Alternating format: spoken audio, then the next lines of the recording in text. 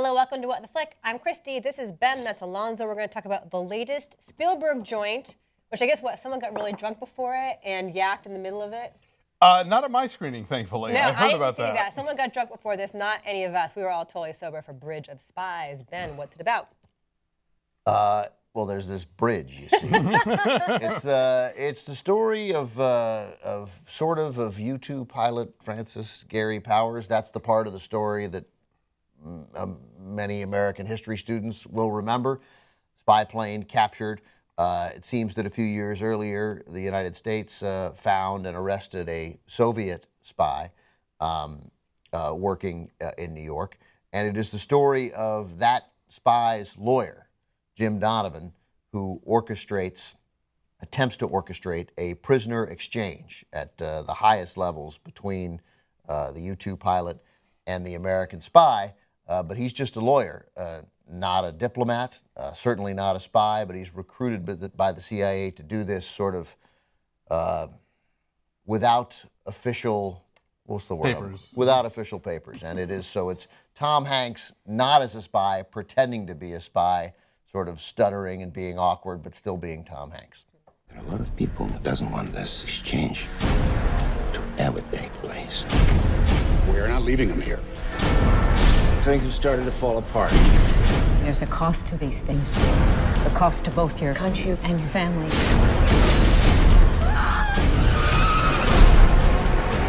We need this to be an exchange.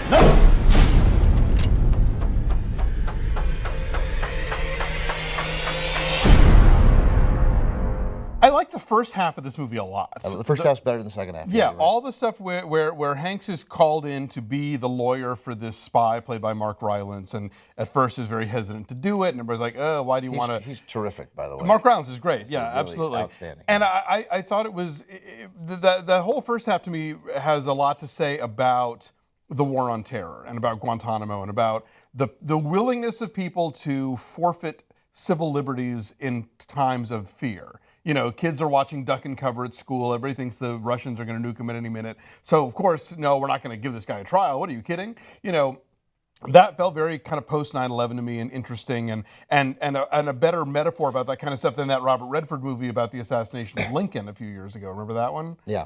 Whatever that was called. No. With Robin Wright. Oh, yeah. Anyway, so that part I thought was really interesting. And then when you get into the Francis Gary Powers stuff and the prisoner swap, it gets a little more kind of routine. And then it gets very Spielbergy, and there's like 4 endings and. Yes, and it is, but it's also Spielbergy in good ways, right? Like Sure. it is impeccably crafted. I mean, it looks almost like a parody of a Spielberg film at times, with all the streaky Janusz Kaminski lighting coming in from the outside everywhere, and the score. Although it's not John Williams' score. No, Thomas Newman, Yes, and you he's can tell, heavy-handed and with not that. as good, Yes, frankly. so you know, it's admirable.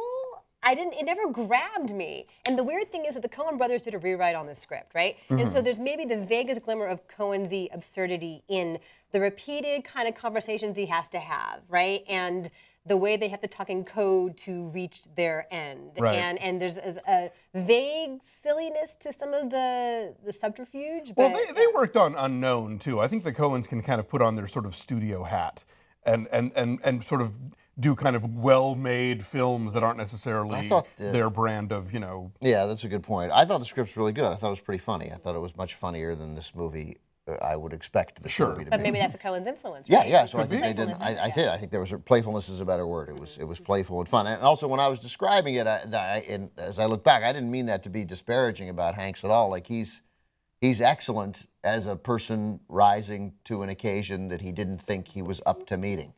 It's very Jimmy Stewart. He's very Jimmy Stewart. Is That's right. anything surprising here at all? It's just he feels very safe and kind of boring. I was kind of shocked at how there were just moments of like, okay, why introduce Tom Hanks's young law partner and his romance with Hanks's daughter in Act 1 and then never refer to it again? I think to flesh out who he is, maybe. I don't know. A little. It just felt like that made the movie too long. That there was a storyline there that just had to come out, because otherwise, why are we having that at all. Although I mean, that scene is funny when he comes into the house. It's a nice scene. It is, but you think that's going to build to something, and then it's like, nope. We're done. But I tell you, until you mentioned it, I forgot completely. Me too, I did not remember. But you clearly there had to be something there. And Amy Ryan too. I'm really fast. Sorry, Amy Ryan too gets very little to do. Yeah, with she being does. like The the wife. supportive wife. Right. That Didn't need to be Amy. It didn't need to be an actor of that heft. In hindsight, It could have been a broom with a smile painted on it.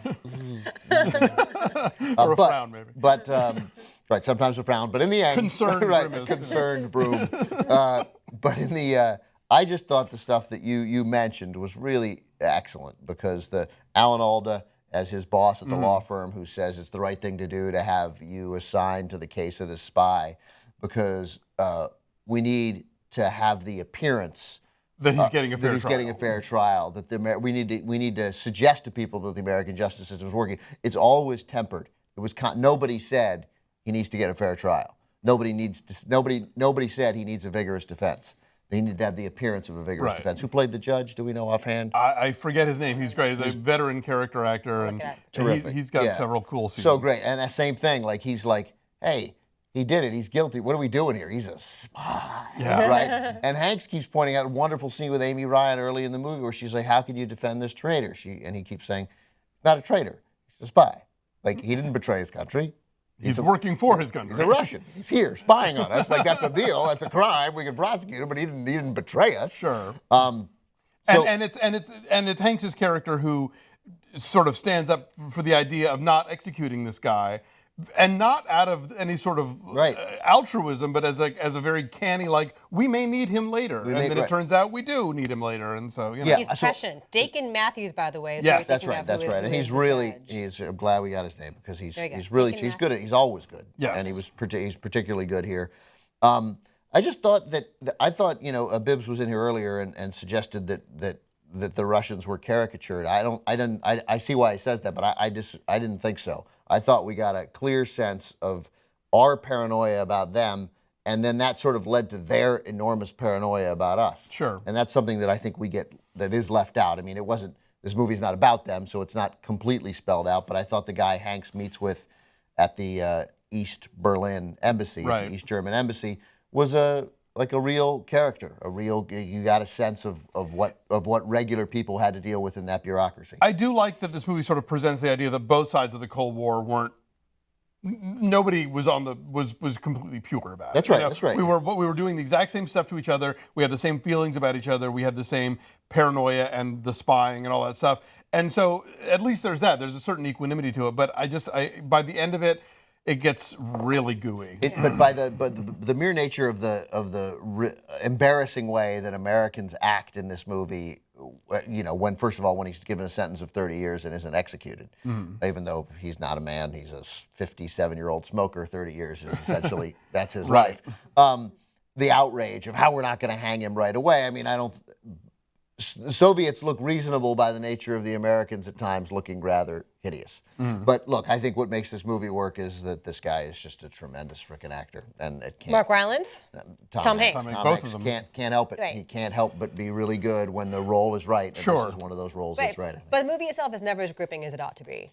I was pretty gripped for a while. Were you? I was gripped for a while. I was, and then I wasn't. I was more gripped in the first half than the second half, but I thought it was I thought it was really good. I'm with you on that line that made you cringe. Boo. What line Yeah. made you cringe? Mark Rylance's last. The last line in the lines. film from Mark Rylance. It's We're not going to give it away. No. Right. But it's overkill. Yeah. Also, The Conspirator Thank is a you. movie you're thinking of. Yes. Thank you, That's great. IMDb app, for saving our ass every week, because the brain is a sieve. So, I saw The yes. Conspirator on a plane. I didn't like it. I walked. There you go. So, what's your number then? Alonzo, what's your bridge number? 7.2 because for that first half, but then it falls apart. I don't think it fell apart as much as you did. The first half is better. 8.2. It's good. 7, I admired it. I didn't love it. So our average is a 7.5. It's at 89% on the tomato meter. So go see it. Bye.